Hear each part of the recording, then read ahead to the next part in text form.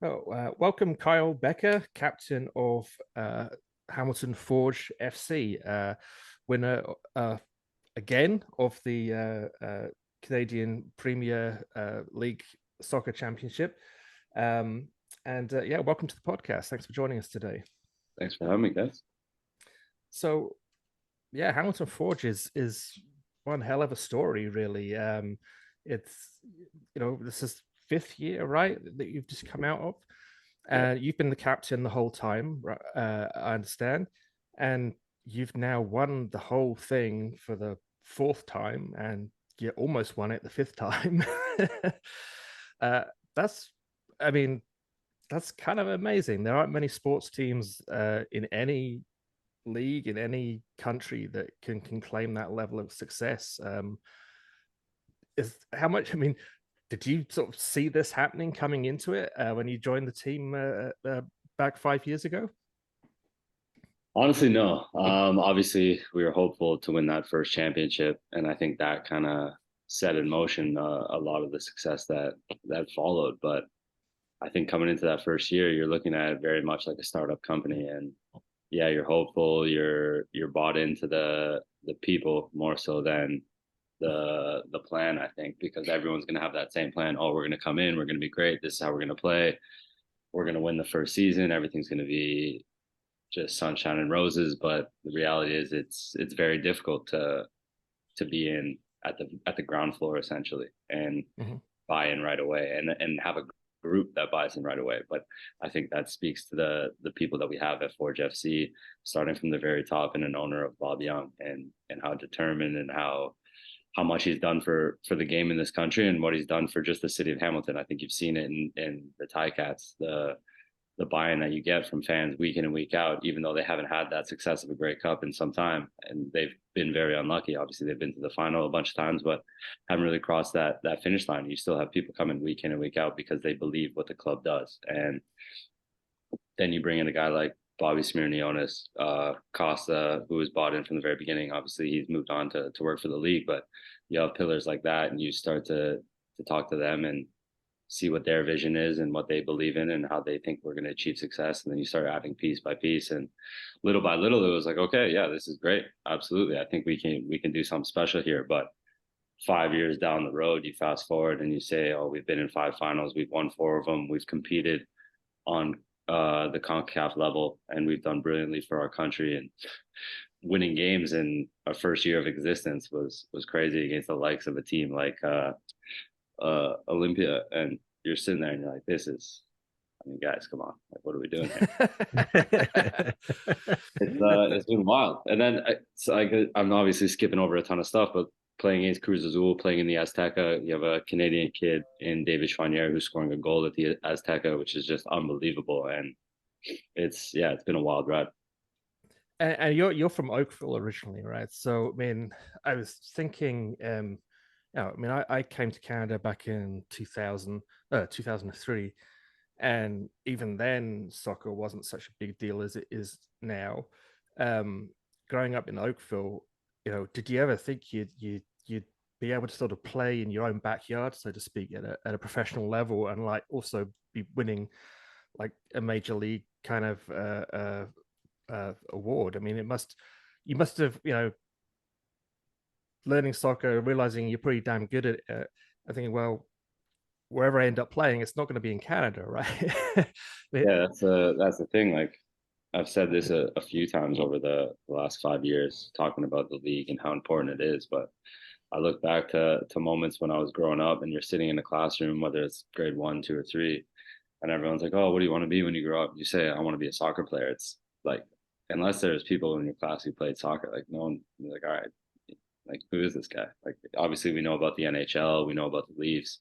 Mhm. That's a very possible thing. Yeah, it's still a dream, it's a pipe dream, but like people don't really understand it. And then it's growing up, you have to have a your favorite team has to be an international team. It has to be a Premier League team. It has to be maybe at the time it's a team from Serie A because there's limited games that were actually on TV.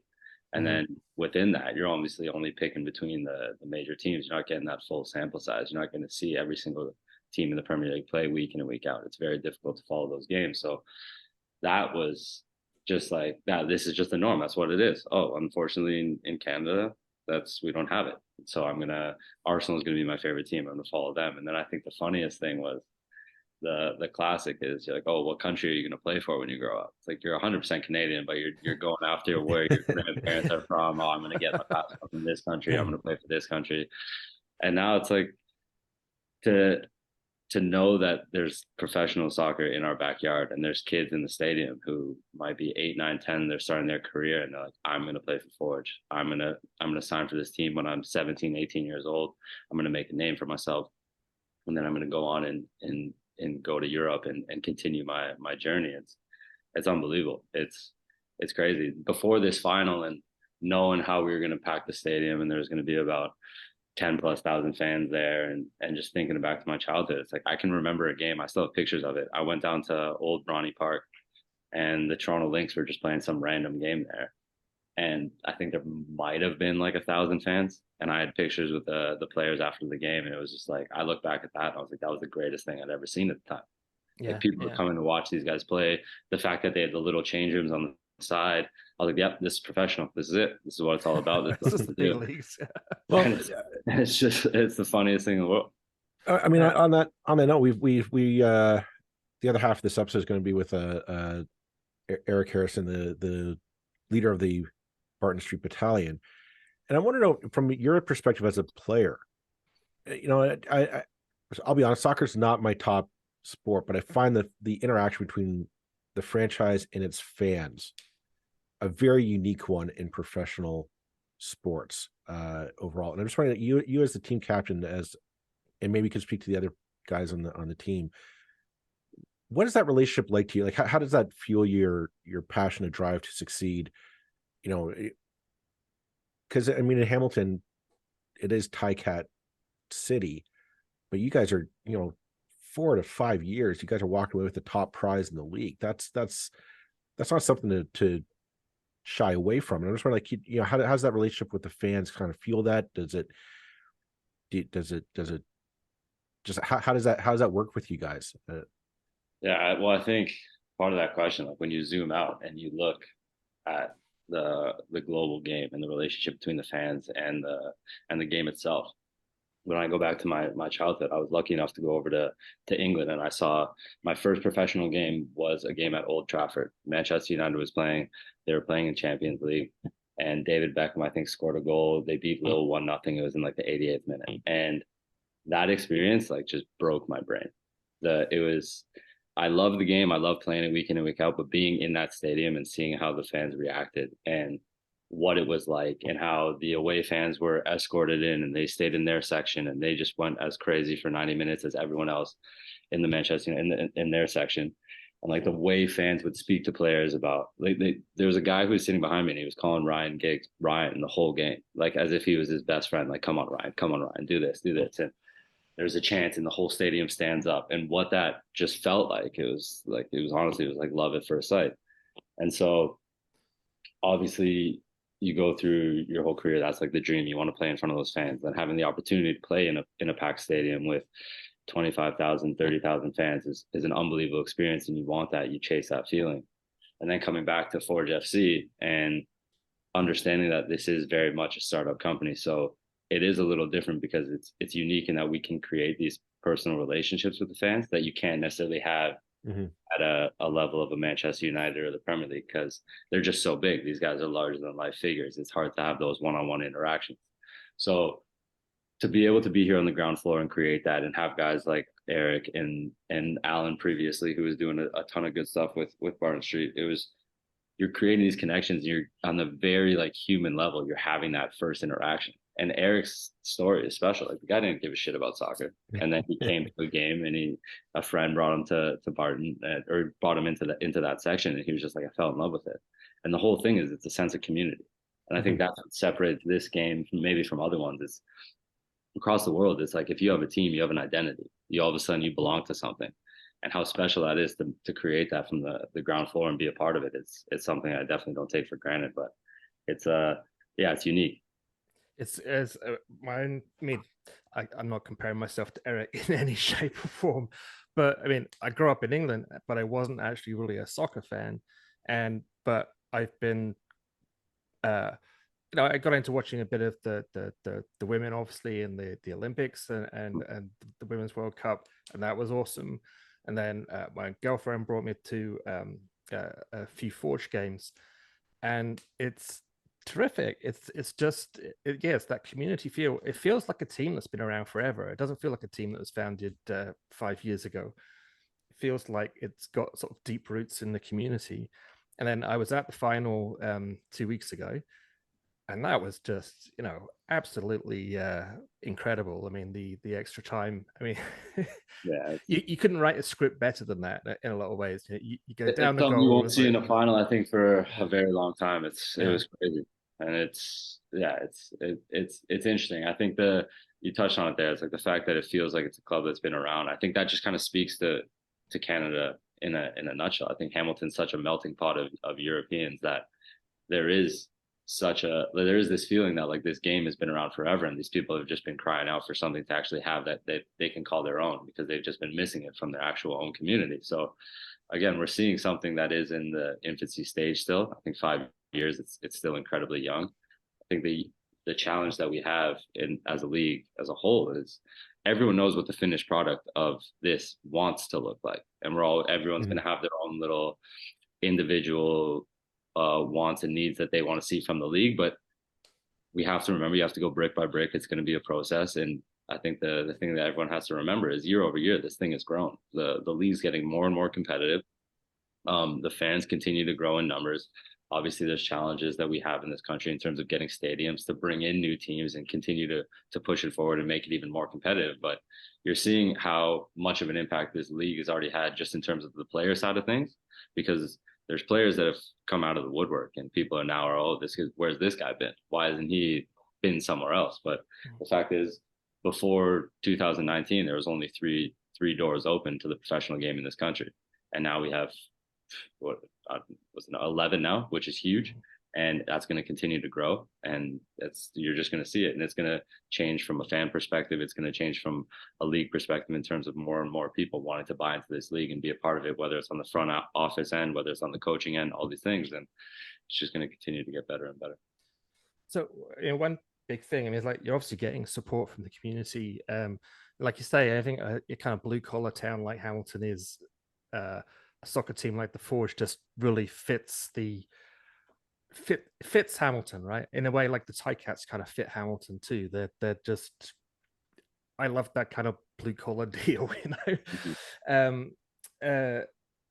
but and the community is kind of like you say, that it's almost like they've been waiting for something like this.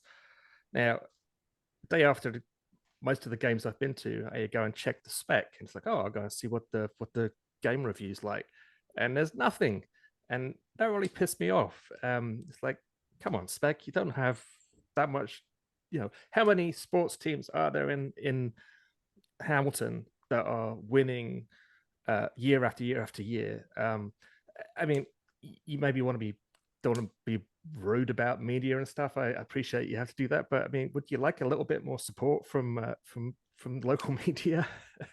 Yeah, I mean, I can't speak to the ins and outs of how they operate, right? But it just takes people, and I know there's one reporter from the spec and Steve Milton, who's been with us since the very beginning, and I'm sure he's fighting a good fight over there, and I don't know how many resources he has or what he's allowed to do or not to do, right? But yeah, I think it just takes individuals to be like, I'm going to buy into this, the same way it takes fans to buy into it and come week in and week out.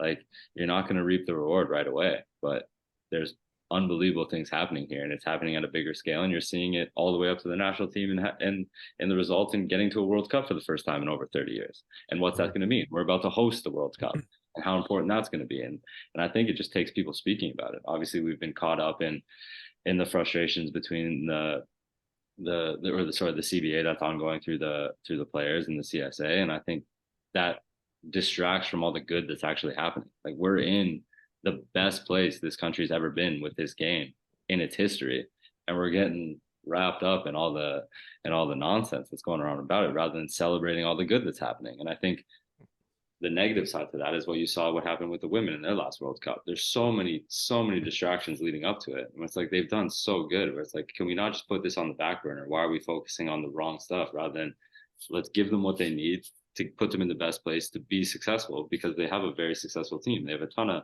young talent in that group that's unbelievable and needs to be celebrated, needs to be showcased. And we're focusing on all the wrong stuff. So I think that's going to always be an ongoing battle, which is difficult in this country because, as I said earlier, like we know what the finished product looks like. So we're always going to compare ourselves. But the reality is we are nothing in this game, in this world. Like we are one of the smallest fishes in the pond, and we need to kind of stay humble in that and keep it going. And I mean, again, it's obviously you spoke about the media coverage, and it's one of those things. I think from a player's perspective, it feels a little frustrating because it always seems to be done in a negative light rather than showcasing all the good that's going on and the amazing strides that we've done in this country. So I think it's something that's going to continue to grow. As I said, it's always going to be an evolution, and hopefully it just figures itself out and keeps going the right way. Well, I was just going to say, on that note of, staying humble and working hard, I'm going to put on my best Sportsnet or TSN hat and fire a question to you. So 5 years, 4 championships. We're talking Forge FC becoming a dynasty in the Canadian Premier League. I'm wondering, you as team captain, how do you keep focused? Because right now you're the target in the league. Every other team saying, no, we got to knock these guys off the pedestal, and we got to take down, we got to take that championship for ourselves. You as team captain, how do you keep your team focused on keeping that record going, and next season just going for the top spot again? Oh, it's funny. So leading up to this final, I think I caught myself, because it's one that I've used now, I guess, for the last 5 years, where it's like the reality when you're playing this game at a high level, playing for championships, playing for trophies, those games don't come around too often. And I think in the first year it was perfect. We signed a guy in David Edgar, who had experience playing in the Premier League, had experience playing in the championship, played in massive games throughout his entire career, never played for a final. He won promotion into the Premier League with Burnley, but they secured it, and I think their second place finish. So they weren't actually playing in that playoff. They weren't actually playing for a trophy, which is an incredible achievement. But he's like, he didn't have that feeling. So when he was coming to his first year in 2019 with Forge, and he had the opportunity to play in that final, the home and away against Calgary, he was one of the most excited, buzzing players on our team. And this guy had a 16-year career coming to that point because he knew how important it was to play in those games. Obviously, fast forward down to this last one, we had some guys on this team who've been here since the very beginning, like myself, and it was like I caught myself sounding like a broken record. But on the flip side is you just don't want to take those games for granted, because whether you're starting your career and you've had, like we have guys who are in their second year and they've now won 2 trophies, they're going to move on and they might not be able to play in these games. So relish these moments, cherish them, because they're special. You don't know the next time you're going to play in them. As far as keeping it fresh, there's always going to be new challenges. You said it. We're the team that everyone wants to come after. We have a target on our back, but that's a good thing. You have to realize that pressure in this sense is a privilege. You don't want to be the guy who's finished in last, never played in a playoff game in this league in its first 5 years, and you've been a part of everyone. So you have to realize that it kind of comes with the territory. When you have success, everyone wants to see you fail. And that's just been something I think that motivates us at the end of the day. And then obviously just working with the coaching staff and trying to keep things fresh, continue to grow. How do we get better? How do we continue to push the envelope?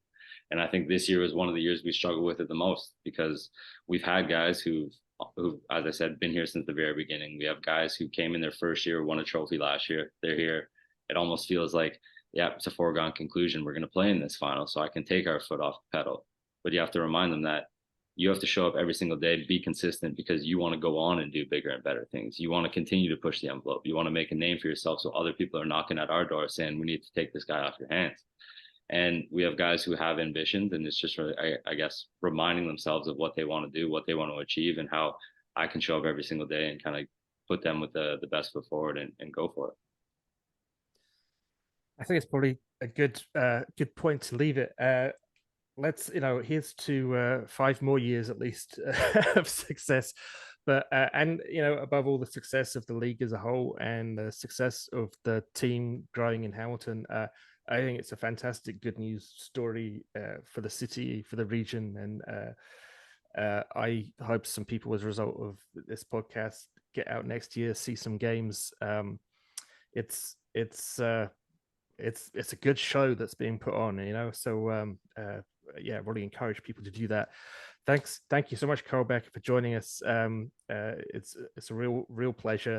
It was a real pleasure watching the games this year, and the final in particular. It's one that's going to stick with me for a while. So yeah, all the very best with future endeavors. Thank you very much. Thanks for having me, guys. Thanks, Kyle. Welcome, Erick Harrisson, president and leader of the Barton St Batallion, the Hamilton Forge FC supporters club, and very vocal part of the crowd at all the games. Welcome to the podcast. Thanks for having me on, guys. So, I mean, being a supporter of the Forge is pretty much one of the best gigs in sport at the moment. This is a team that, for our listeners who are less familiar, the Forge was founded just a few years ago, 5 years ago, I think. Is that right? Yeah. And since when, it's pretty much won almost everything that it's been possible to win in the new Canadian soccer Premier League. Yeah, I mean, it's really, they've just won it again a couple of weeks ago. And so it's a good time to be a supporter, I guess. I don't think there's a better time. And so, I mean, it is a new club, but the impression I've got going to a few games is it kind of feels like a club that's been around a long time now. It feels, you can tell from my accent, it comes from Europe, originally from Britain. And that kind of community feeling of clubs that exist in cities that have been around for 100 years or something. Yeah, Forge feels a little bit like that. Is that kind of how it feels to you? I mean, what drew you to the Forge originally, and what kind of persuaded you to sort of get behind this new club? So Barton St Batallion actually originated in 2016 before Forge was even founded. Oh wow! So the supporters group's been around a lot longer. Had their name. We had our logo. The logo changed for the first year. Once we knew what our colors were and everything, right? The original logo was yellow and black, city colors, right? I don't think we're quite there yet. Like, you look at Europe, these clubs have been around for 100 years. They've grown and developed over time. Their supporter groups are wild. And maybe one day we'll reach that. But for 5 years in, I think we're doing a pretty good job. Yeah, I mean, for people who haven't been following this, there were clips on Twitter the day after the last final. Yeah. There was this incredible goal by Borges. Yeah. Excuse me if I'm Borges. Yeah. Right in front of the kind of the most dedicated, well, in front of the battalion, so to speak. It was I didn't know this was a phrase before. It was an Olympico goal, which is when you score from the corner straight into the goal, no one else getting in between. It was the winning goal of the game, as it turned out. Yeah. And the crowd went absolutely berserk. It was a terrific kind of sight. I was on the opposite side of the field, but it was still pretty terrific over there too. Yeah, for sure. I mean, you had Badibanga's goal in front of you, right? Yeah. And that was a spectacular goal too. It was. It's got kind of overshadowed. I mean, because that was an amazing goal too. The Forge went one down in overtime, so it's like, oh my goodness, things are not looking so great. And then two amazing goals right after that. And you know what? To credit Ali Musi, Calvary striker, like, his goal was really nice too. Like, it was 3 bangers in that game. It was, and a disallowed goal that was pretty good too. Yeah, right. So I mean, if you weren't a fan before and you were at that game, you are a fan now. And if you weren't at that game, everyone should ask themselves why they weren't at that game. Well, that's kind of another, it's a big part of why we wanted to cover this on the podcast. We covered sort of news from the region, from Hamilton, but also around the 905. And I know that I've been, I started going to a couple of games last year, and I opened up the spec the next day, thinking, oh, I'll look at the coverage of the game, because it was, it was a good game. Nothing. It's like so there were about, I don't know, maybe 10,000 people at that game, 10,000 Hamiltonians doing something on a Saturday afternoon, evening, and the paper's not covering it. And that's been the case. It seems like this is a really big deal when you're at the game, and yet the kind of it's not getting the coverage that it deserves. Maybe is that something that you feel? Yeah, it's frustrating for sure, because the league as a whole isn't getting the coverage that it deserves, let alone the club. The city's really got to do their part, whether it's the paper, radio, television, like Cable 14, for instance, here, right? Mm-hmm. They got to do their part and help promote it, and it's going to grow. But it's a struggle right now, because we're faced with that problem where nobody's covering it. So how do you get the word out? You go and tell people, oh, come see this. What's holding them to go and do it? What's holding them to go to the game and see what it's about? Oh, it's soccer. I don't like soccer, right? But a lot of people do like soccer now, don't they? I mean, there's obviously, 100%. And in Hamilton, big Italian community, big Croatian community. These are sort of soccer-loving nations. A lot of Brit expats as well. And so the audience is kind of there. And I mean, I've been really impressed by the turnout. And sure, it's not filling up Tim Hortons Field, but it's filling up a big chunk of it, and that's without a whole bunch of coverage in sort of mainstream media. So it really shows, and from my point of view, if you're looking at wanting to go and see a game, it's cheap. The beer's $5. Try and get that at a Leafs game. Yeah, right. I just. Go ahead. Eric. No, my thoughts were just Hamiltonians love sports. I mean, and you got the Bulldogs playing, and of course everyone says Ticats. When you think of Hamilton and sports, immediately you go to Ticats. But looking into the Forge FC, you guys, what you guys have going there is something I'm astounded at.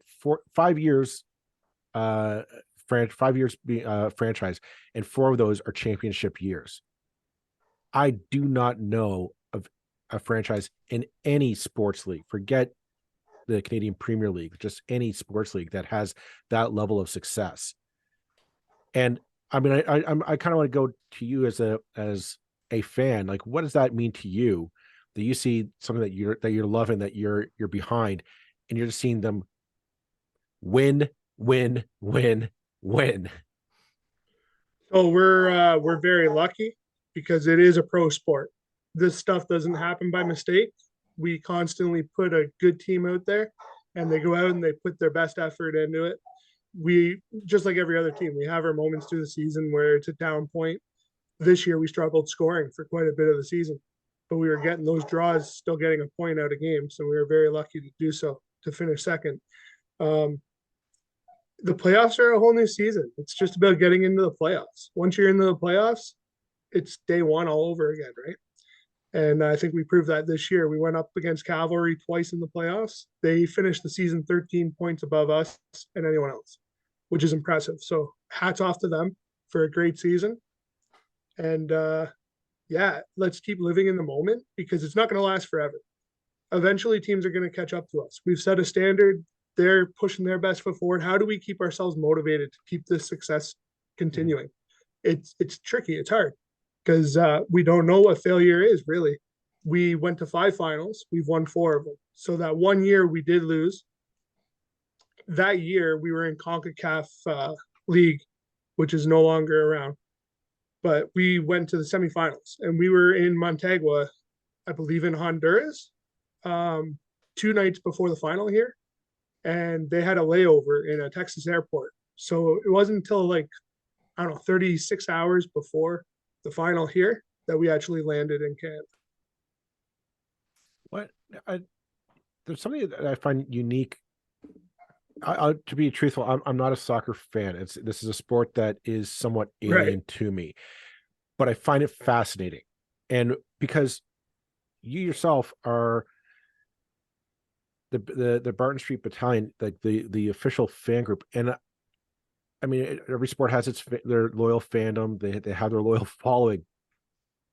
But for me, this is unique. This is like the franchise put us in touch with you as somebody that we should speak with. And I don't know if we approach any sports franchise, any sports like this, say, we have the fans that we want you to talk with, that we actively engage with our fandom and to create that community. Can you just maybe go into a bit of that uniqueness about this? Because there are people outside who are like, what are we talking about? What's a Barton Street Battalion for Forge FC? Right. So, you go over to Europe and you have these big supporter groups and they're massive. So we're just a brand new league, a brand new team. Well, we're a brand new supporters group. Sure, we've been around since 2016 as a group because we knew we were getting a team. And what that started with, I wasn't a part of it back in 2016. I'm going to get to that in a minute. But James Hutton started the group and Alan Gorman took over for him. I succeeded Alan Gorman. Alan did a great job in his 5 years leading the group. And he really laid a foundation out for me. So it was an easy transition to step into and take over and just run with what we already had established. We have a good connection with the club. You always keep each other at an arm's reach. You're there to, lean on each other and ask questions and help each other out when needed. And we do a really good job of that. Yeah, it's very unique. I hope that if somebody like a podcast, a radio host, whatever, reached out to Cavalry, I really hope that their club would say, you know what, this is the leader of the foot soldiers. You should talk to Craig.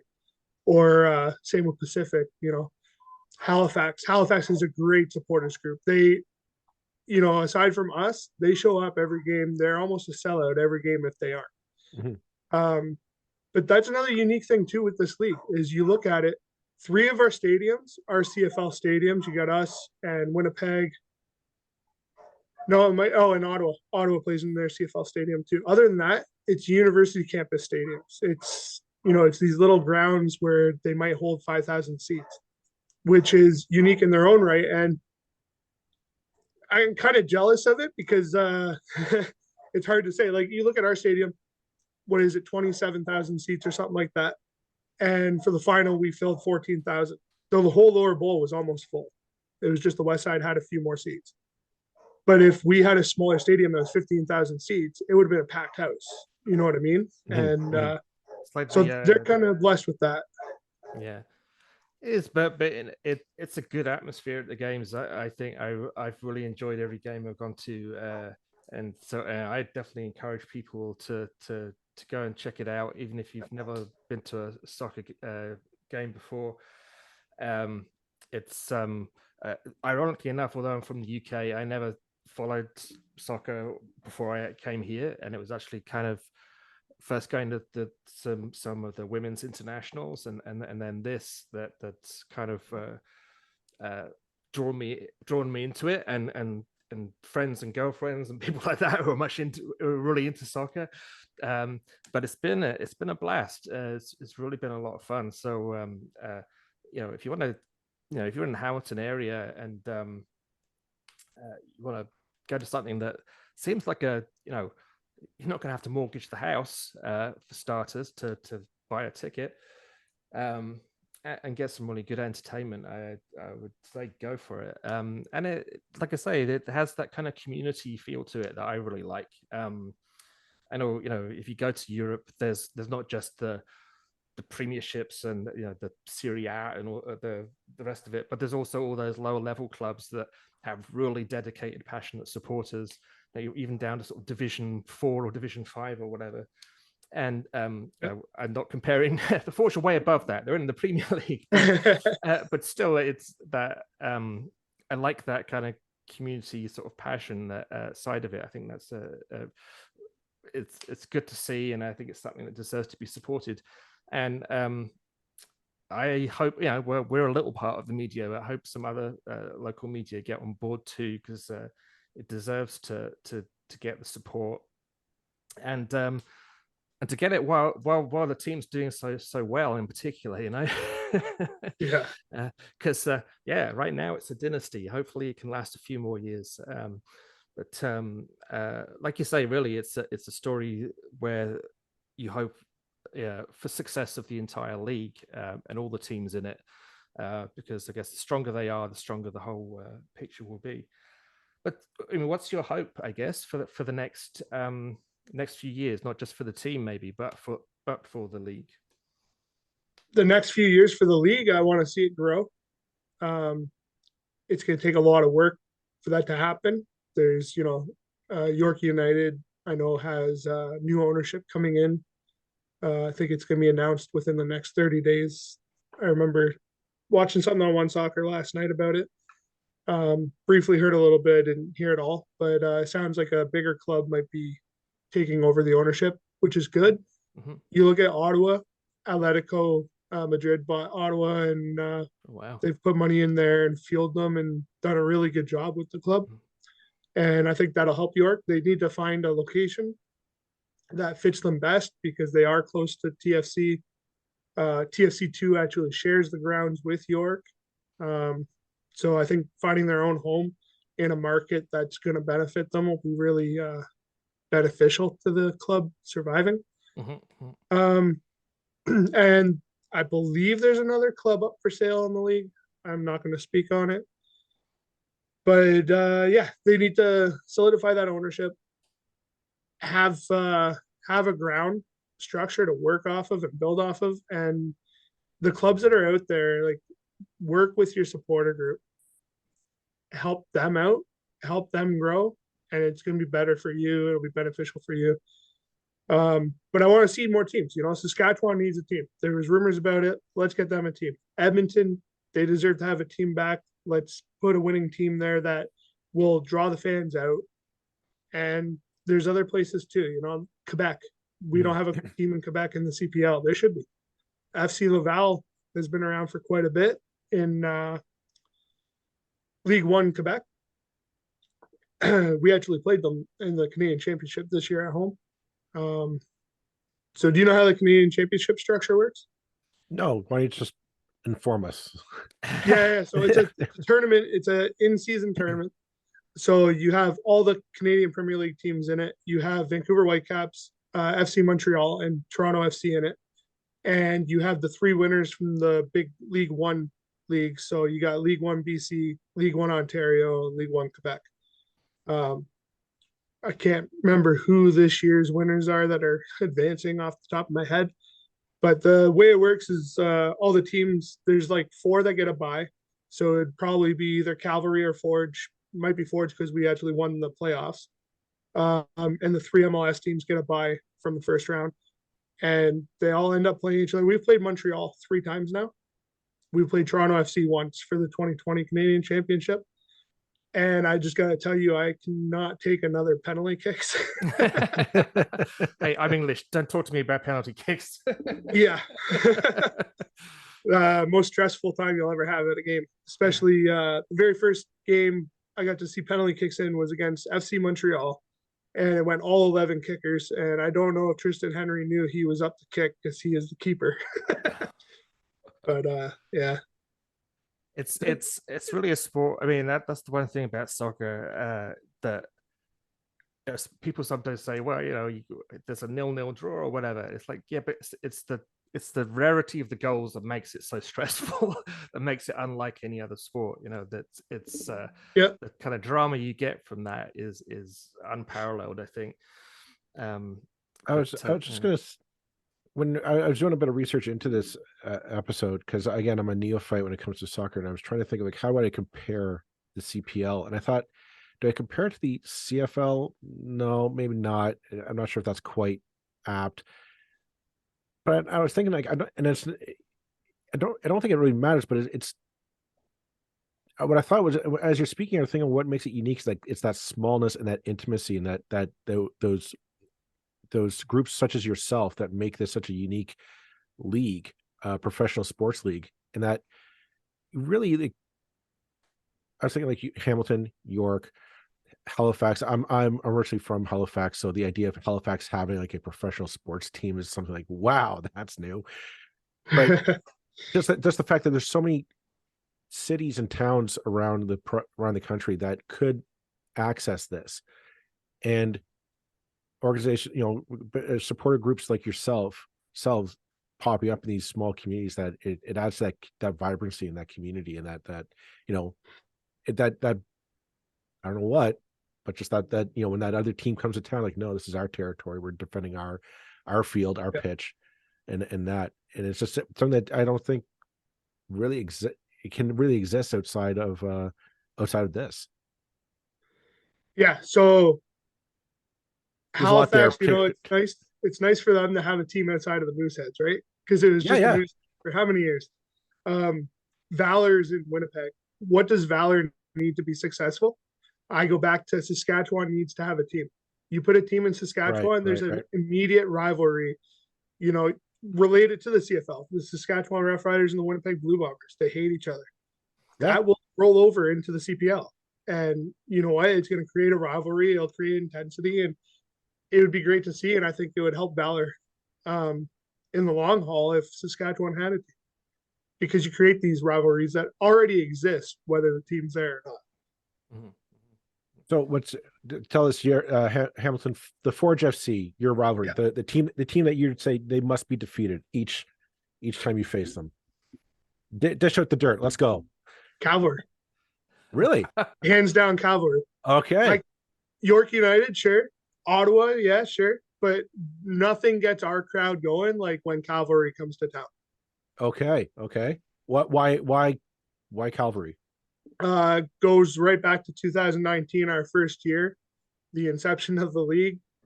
Calvary won. So the way the first year was broken down, there was two halves of the year. They won the spring and they won the fall. Mm-hmm. And when it went to the playoffs, we ended up playing them. And I believe we drew leg one, but we won the second leg in Calgary. And a rivalry was born. Those bastards. I kid. We know there are good people in Calgary.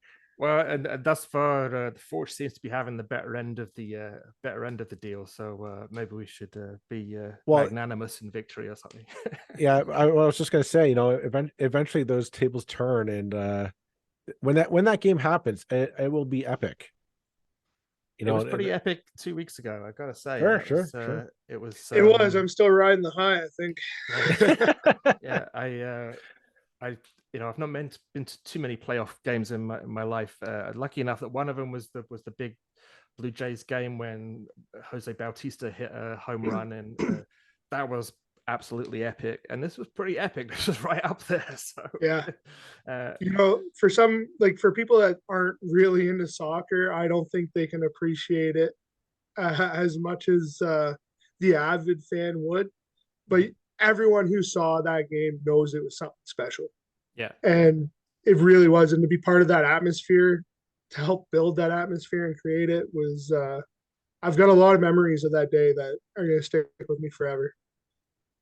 I mean, Bekker at the end of the game pulled me down on the field so I could raise the trophy in front of the section. That I'll never forget that. That's going to stick with me for as long as I live, So there might be somebody listening to this podcast and they have a son or daughter who they're looking to take out to a fun event. How would you, to that newbie, to me, how would you recommend us taking that dive into Forge FC fandom?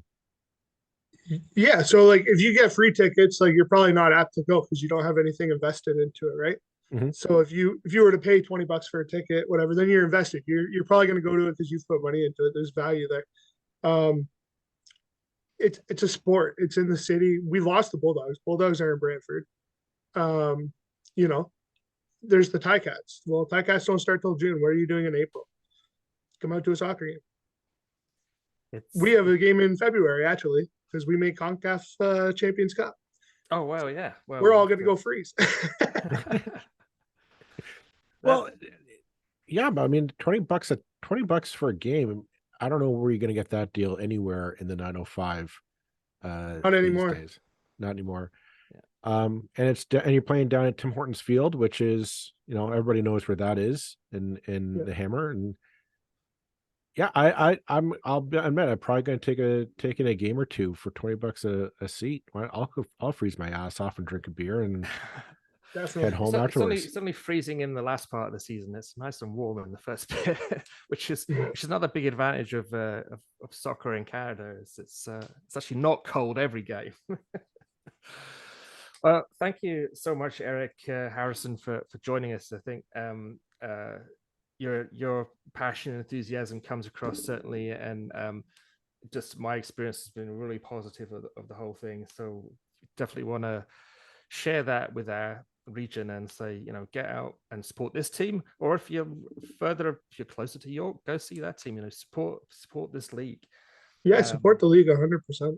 Yeah, it's worth supporting. It's and you'll get some good entertainment. So yeah, thanks Erick so much for joining us. Really appreciate it, and all the best with I can't even say it right.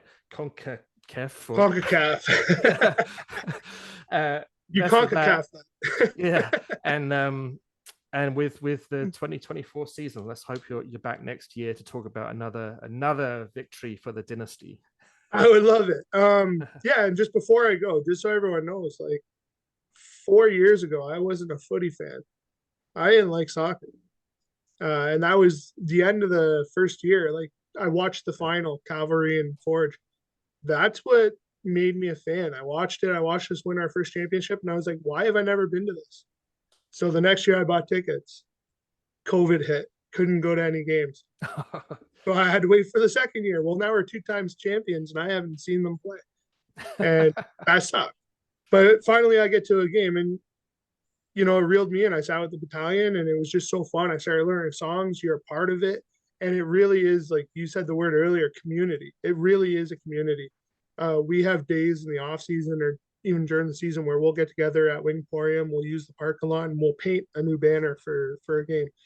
And it's just tons of fun. You have people from all different crowds that are a part of this, and they just come together for the one thing that they love, and that's footy. And the one thing I want to touch on from earlier was about like why the Spectator didn't pick up on Forge game the next day. So after that final, I'm flipping through the TV, and I get stop on TSN for Sports Center highlights, and suddenly there's Borges Olympico on TSN. You're the mothership broadcast in this country, and you want to pick up on the good moments. You got to be there for the whole ride. Help us build it, and share those moments with us. Don't just be there for the good times. So yeah, that's my 2 cents. Yeah, much appreciated. Support a Canadian product, something Canadian players, Canadian product. It's that big media should put the effort behind this. All that 100%. Leagues are American generally, apart from the CFL. This is something truly Canadian. You know what? We could talk all day. This is fantastic. Thanks so much, Erick. Thank you guys for having me. Yeah, all the very best. Thanks. Bye. Take care.